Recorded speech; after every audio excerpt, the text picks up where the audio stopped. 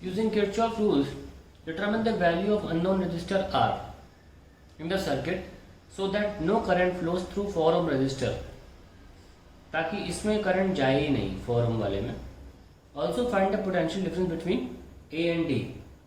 अब यहाँ पे A और D कहाँ है ये मुझे सोल्यूशन देखना पड़ेगा क्वेश्चन में. एक सेकेंड.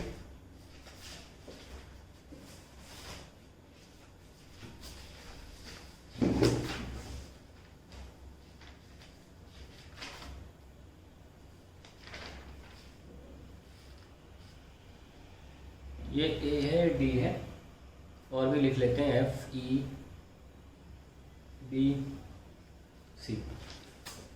चलिए, ये कह रहे हैं कि हम चाहते हैं कि करंट 4 ओम में जाए ही नहीं. कृपया करके इसको व्हीटस्टोन ना समझ लेना, ऐसा कुछ व्हीटस्टोन जैसा नहीं है इसमें. ठीक है, व्हीटस्टोन में हम बैटरी नहीं लगाते इतनी सारी. चलिए आगे देखते हैं. हम क्या करेंगे, सिंपली किरचॉफ रूल लगा लेंगे और बाद में इसमें इस ब्रांच में करंट को 0 पुट कर देंगे, अपने आप आंसर आ जाएगा. तो आप क्या कर सकते हैं कि इस सर्किट में आप लूप की इक्वेशन लिखिए. पहले इसमें से करंट निकाल लो I1, इस सेल में से भी करंट निकालो, बिल्कुल निकालो, कोई टेंशन की बात नहीं. I2, ठीक है, और यहाँ भेज दो, दोनों को जोड़ के यहाँ भेज दो I3 में. ठीक है, तो इस सेल की चार्जिंग वाली इक्वेशन बनेगी, चार्जिंग ऑफ सेल वाली. आइए let's see in loop AFEBA.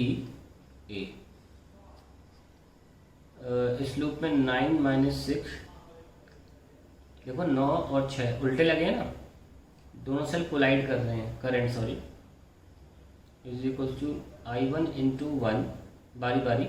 ऐसा करो 1 + 1 2 कर लो, सीरीज में है. और ये करंट उल्टा आ रहा है, हमारे एरो के मुताबिक नहीं आ रहा. -4I2 कितना आ जाएगा, 3 = 2I1 - 4I2.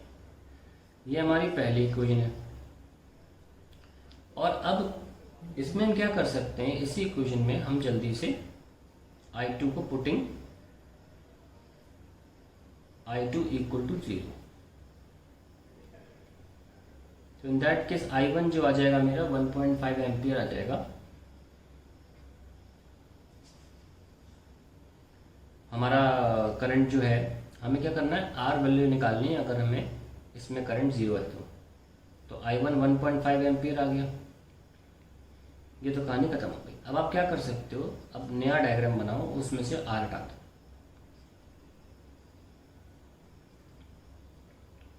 बैटरी लगे रहने दो बस.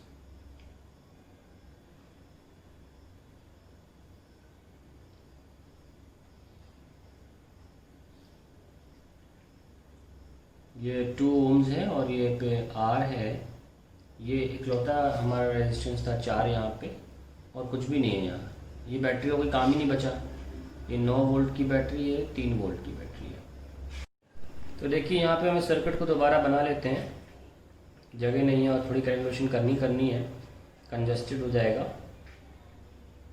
तो हमने जैसे कि ये ब्रांच ही हटा दी हमने, क्योंकि इसमें करंट ही नहीं जा रहा है, कोई मतलब ही नहीं है. तो और ये सेल भी कितना, सिर्फ 6 हो गया ना, ये उल्टे लगे हैं. तो 9 - 3 6 लिख लो. यहाँ पे रेजिस्टेंस कितनी, 2 ओम है बस. देखो 1 + 1 2, ये हमको निकालनी है और करंट जा रहा है. तो बिल्कुल बच्चों वाला क्वेश्चन हो गया, क्लास 10th का. ठीक है, इसमें अब रख सकते हैं I = V/R and let's write total.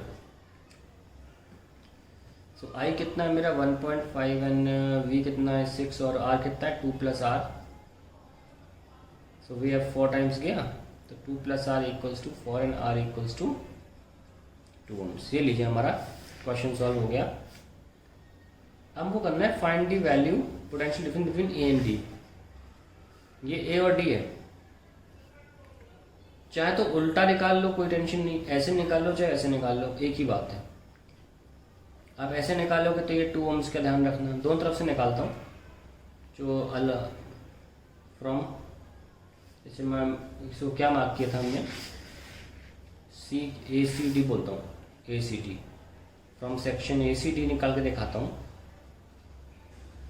तो करंट सेल से निकल रहा है ना, तो हायर पोटेंशियल A होगी और डी लोअर पोटेंशियल होगी, क्योंकि प्लस वाले साइन के बाजू में जो पोटेंशियल होती है वो हायर होती है। तो V A minus V D is equals to 6 minus I into capital are.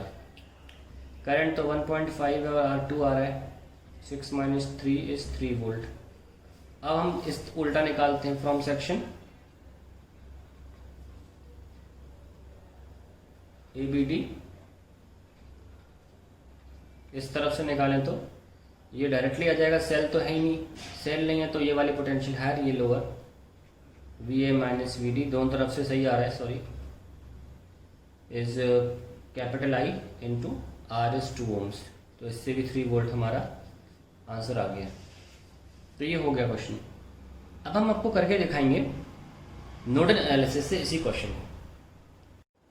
अब जैसे कि हमने सर्किट दोबारा बना लिया है, कोई एरो नहीं घुमाना, कोई किरचॉफ मतलब कोई इक्वेशन नहीं बनानी, बस मार्क कर लो। इस रेजिस्टेंस को मैं शिफ्ट करके चलो यहाँ लिख देता हूँ, ठीक है, 2 हो जाएगा ना, सीरीज है ना, चलेगा।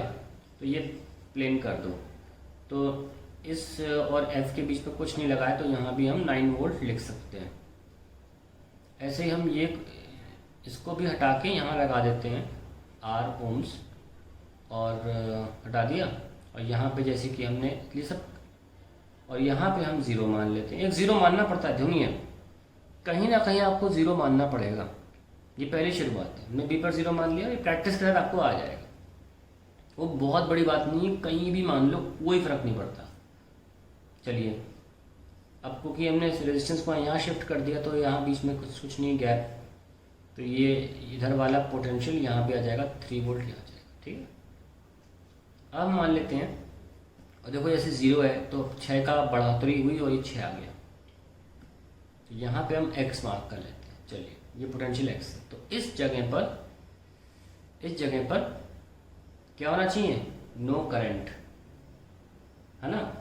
लेकिन उसके पहले हमको ये भी दे रखा है कि इस ब्रांच में करंट नहीं है, तो देखो एक बार में आंसर आ गया, x माइनस 6/4 यानी कि पोटेंशियल डिफरेंस, है ना, इक्वल्स टू 0। ये सुनो, क्योंकि हमें बोला गया, ये करंट लिख रहा हूँ मैं, पोटेंशियल डिफरेंस, ये potential minus this potential upon resistance current ही तो होगा, पर हमसे बोला गया इस ब्रांच में करंट नहीं है।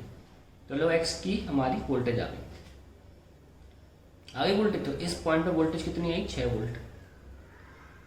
अब आप 6 वोल्ट का सहारा लेकर शुरू करिए, इक्वेशन लिखें, ई पर 6 माइनस 9, 6 आ चुका है, 6 minus 9 divide by 2 plus 6 minus 6 divide by 4 plus 6 minus 3 divide by R. क्या आना चाहिए, टोटल करंट यहाँ पर 0। ये कितना आया, -3 डिवाइड बाई 2, ये तो 0 है ही, और ये कितना आया, +3 अपॉन आर इक्वल टू 0। तो 3 by R is equal to 3/2 cancel, तो आर आ गया 2 ohms। ये देखो आंसर आ गया।